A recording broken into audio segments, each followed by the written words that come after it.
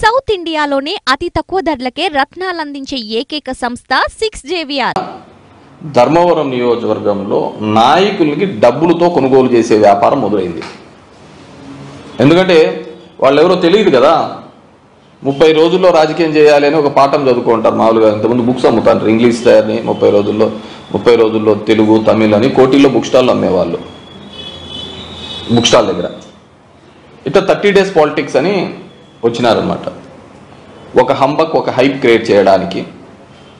ఊర్లో వాడు ఎవడు మాట్లాడు, ఎవరెవరో బయట నుంచి వచ్చారు. నాకు తెలిసి 2000 మంది దాకా బయట పెట్టున్నారు. అన్న ఇంత సూపర్, అన్న ఇంత పాపరు, అన్న ఇంత పాపరు అని చెప్పేసి. వాళ్ళందరూ కూడా కొత్త సాంప్రదాయాన్ని నెలకొల్పడం, కొనడము. ఇది ఇంతకుముందు చెప్పినట్టే, నేను నీకు జింకు కావాలా, బంకు కావాలా, విశాఖ స్టీలు కావాలా, ఏజిఎం కావాలా, జిఎం కావాలా, పిఎఫ్ కావాలా, ఇట్లా చెప్పుకుంటూ పోయేవాళ్ళు చూసాం ఈ మధ్యకాలంలో. దీంట్లో ఒక కొత్త రకమైన వాదన తీసుకొని రావడం జరిగింది. అదేంటంటే 50 సంవత్సరాలుగా బీసీలకు ఇవ్వలేదు అనే వాదన. అది ముమ్మాటికి తప్పు. ఈరోజు ఒక డబ్బున్నవాడు వచ్చినాడు, ఆ డబ్బున్నోని దగ్గర డబ్బు ఎలా పీక్కోవాలనే ఒక ఆలోచనతో చేస్తున్న విధానం. నేను 3 ఎలక్షన్స్ చెప్తాను, నేను పోటీ చేసిన ఎలక్షన్స్. 2009 ఎలక్షన్స్లో టోటల్గా 25 మంది పోటీ చేసినారు. 25 మంది పోటీ చేస్తే నాకు ఆ రోజు ప్రధాన ప్రత్యర్థి పార్టీగా ఉన్న దాంట్లో చూస్తే కాచర్ల కంచన్న, భారతీయ జనతా పార్టీ, తొగట 2009లో, నేను అనేది రికగ్నైజ్డ్ పార్టీలో చెప్తుంటే, Devaragudi Jagadish, he's a communist party, CPI నుంచి అతను పోటీ చేయడం జరిగింది. These 2 are national parties. ఇక్కడ పోటీ చేయడం జరిగింది. నేను ఓన్లీ నేషనల్ పార్టీసే చెప్తా, రీజనల్ పార్టీస్, ఇండిపెండెన్స్ గురించి నేను చెప్పను. 2009లో Kacharla Kanchanna BJP, Togata BCB, Devaragudi Jagadish communist BCB Kuruba, ఇద్దరు బీసీలే పోటీ చేసినారు. వాళ్ళిద్దరి మీదనే నేను గెలవడం జరిగింది. Live about the independence. Okay. 2019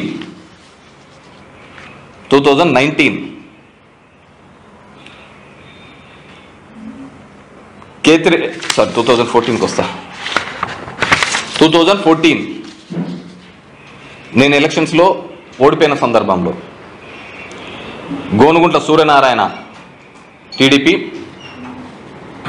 మిద్దె Ravindrababu BSP national parties, Rangana Ashwathanarayana National Congress, INC Indian National Congress, Togata, Manjula Srinivasulu Rayalaseema Parirakshaka Samithi, Vadde BCA. అర్థమైనా? 2014లో. సో ఇక్కడ బీసీలు పోటీ చేసినారు. నేషనల్ కాంగ్రెస్ పార్టీ నుంచి నేను చెప్పినది. అంతకుముందు కంచన్న బీజేపీ నుంచే పోటీ చేసినాడు. 2019 నేను గెలిచినప్పుడు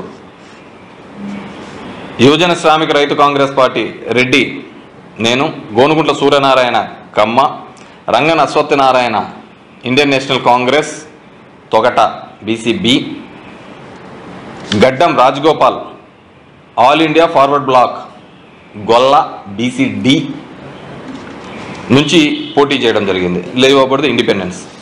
సో 2019లో కూడా బీసీలు పోటీ చేసినారు.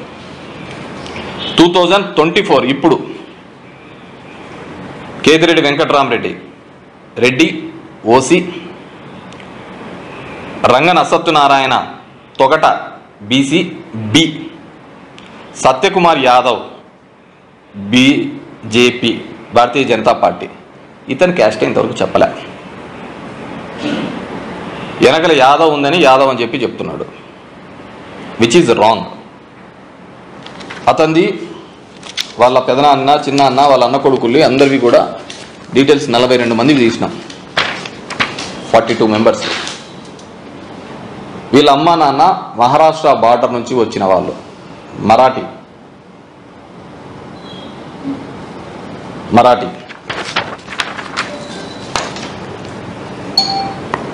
యాదవ్ సరస్వతి భాయ్ కుమారి కేర్ ఆఫ్ శ్రీనివాస్ శివాజీరావు, వీళ్ళ బంధువులు, పెదనాన్ననో చిన్నాన్నో అప్పుడు ఇదనమాట. వాళ్ళది వైఎస్ఆర్ కడప, ఆర్య క్షత్రియ బీసీ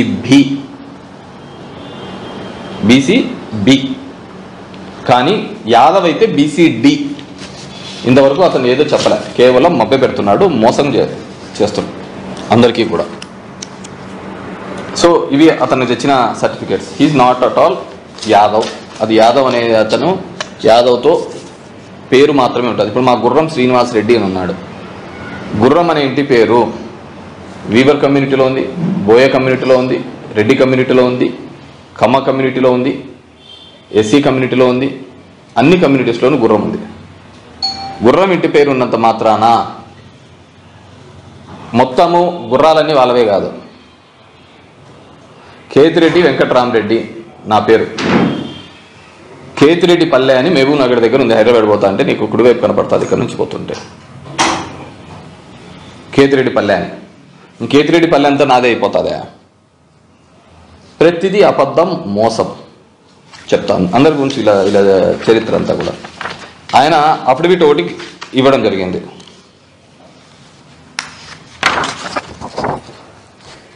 నేను మిగతా డీటెయిల్స్ ఐ డోంట్ వాంట్, నేను ఎప్పుడు వ్యక్తిగతంగా ఇంతవరకు నా జీవితంలో నేను కామెంట్ చేయాలి. అఫిడవిట్లో చూపించినది స్పౌస్ అనే కాలంలో నిల్లు నాట్ అప్లికబుల్ అని చెప్పేసి ఒక కాలం పెట్టాడు, పిల్లలను చూపించాడు.